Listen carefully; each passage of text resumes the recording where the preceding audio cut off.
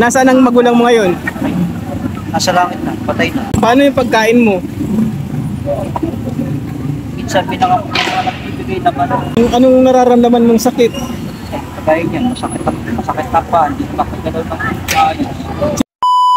Kahapon, magsisimba dapat ako at tinabot ako ng malakas na ulan kaya napasilong muna ako sa Mandali dito sa may Naik Town Plaza.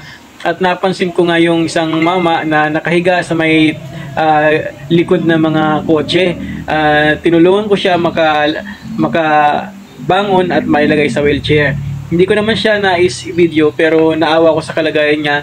Nagkwentuhan kami at meron akong mga nalaman na dapat ay maipaabot sa kamag-anak niya. Kaya nagpaalam ako sa kanya kung pwede siyang ma-interview. Kuya, okay lang ha? Okay lang, ipopost ko to sa Facebook. Ayos lang sa'yo. Anong pangalan mo, kuya? Ha? Miguel. Miguel M. Carlos. Miguel M. Carlos. Tubong ano ka, kuya? Tubong saang lugar ka? Tagaytay.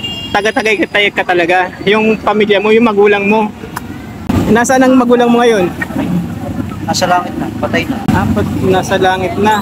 Ilan ba kayong magkapatid? Ikaw lang, mag-isa lang? Dalawa. Nasaan na yung isa? Si Kuya Maga namatay gawa, pinatay lang. Nakalungkot naman yung kapalaran mo.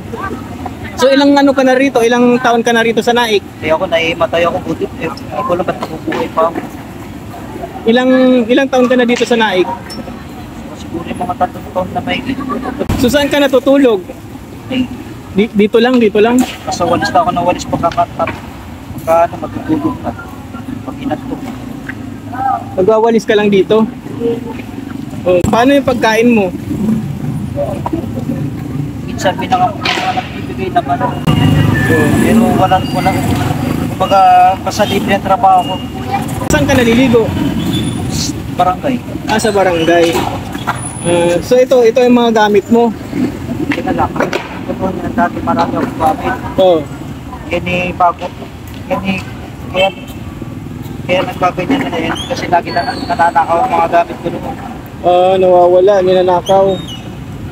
Dito lang nagkaroon yung mga gamit na yan. So, pwede kung manawagan ka, baka meron ka pang kamag-anak na nakakakilala sa'yo. Ay, ginawa ko na yun dati. Kaso mo, hindi na ako maasa din sa ibang bansa nga. Na nasa ibang bansa. Dati nasa Makati, meron nasa ibang probinsya. Anong pangalan ng kamag-anak mo? Alala mo pa?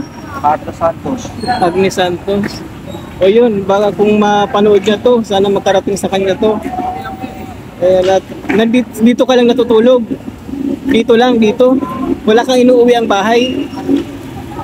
Dito lang. Anong pangalan mo nga ulit, kuya? Miguel Carlos. Pang-artistahin pang pangalan mo. Paano yan? Okay ka lang yan? Kalagayan mo ganyan? Paano yan? Itiis ko na lang.